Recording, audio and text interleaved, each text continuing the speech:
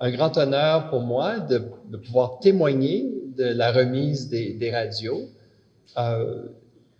C'est aussi un grand honneur de pouvoir répondre aux besoins d'équipement urgents de la PNH. Donc, ces radios ont été identifiées comme étant critiques et avec l'aide des États-Unis, nous avons été en mesure de répondre rapidement à la demande. Elles vont améliorer la capacité opérationnelle de la PNH. Elles vont aussi permettre à une protection plus accrue des agents de la PNH.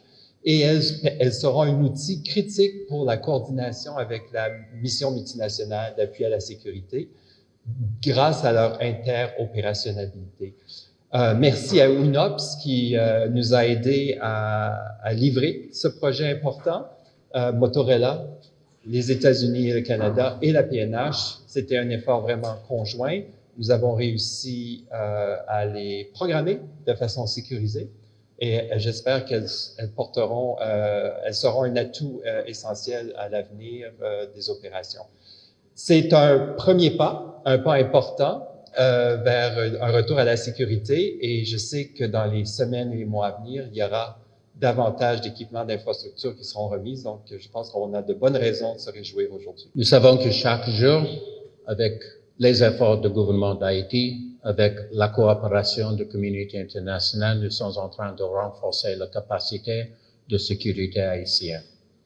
Ces radios sont clés. Même hier, on a vu une grande mission de police nationale avec l'appui de MSS et aussi de Forces armées d'Haïti. La communication, c'est clé dans ces opérations. Alors, nous savons qu'on a déjà donné la majorité de ces radios qui étaient utilisées même hier pour faire force contre les gangs. Et chaque jour, nous pouvons assurer que la capacité haïtienne sera renforcée. Même on a noté la semaine dernière, avec les investissements du gouvernement haïtien elle-même, ils ont reçu les véhicules blindés qui étaient aussi utilisés hier pour les opérations.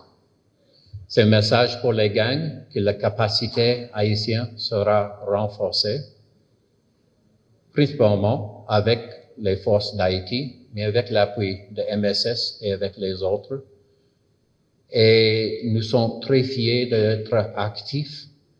Nous savons que le but de MSS, c'est de ne pas remplacer le PNH, mais d'aider, de renforcer la capacité, qu'à un moment donné, la capacité du gouvernement haïtien sera suffisante contre la capacité des gangs. Cette cérémonie revêt un caractère hautement significatif et elle traduit la volonté renouvelée des États-Unis et du Canada d'œuvrer au renforcement des capacités tant opérationnelles, communicationnelles et logistiques de la police nationale. Une police que ces deux pays ont vu naître. Et depuis, les États-Unis et le Canada, partenaires privilégiés de la PNH, ne cessent de travailler pour une police plus forte, professionnelle et mieux équipée, capable de faire face aux défis de l'heure. La police nationale d'Haïti reçoit ce matin, avec la présence des deux ambassadeurs américains et canadiens, des radios de communication. C'est avec beaucoup d'enthousiasme et d'un optimisme serein que je reçois au nom de la police nationale d'Haïti ces équipements. Je l'ai toujours dit et je le réitère, des hommes, des moyens, une mission. Cette trilogie constitue la base de toute démarche sécuritaire proche des résultats probants. Une police dépourvue de moyens sera dans l'impossibilité d'accomplir sa mission de sécurité. Des policiers mieux équipés se sentiront outillés dans l'accomplissement de la mission de protection de servir liée à la sécurité. Les problèmes récurrents liés aux violences des gangs armés entravent les avancées économiques et impactent aussi négativement les progrès du pays. Force est de reconnaître que grâce au soutien des États-Unis, du Canada, de l'UNOPS, la PNH a pu, au cours de ses 29 ans d'existence, de se maintenir à flot et l'obligation de résultat est d'autant plus urgente. Dotée de plus de moyens, la PNH saura triompher dans la lutte contre les gangs armés, amenant ainsi le bien-être tant collectif qu'individuel attendu par la population haïtienne.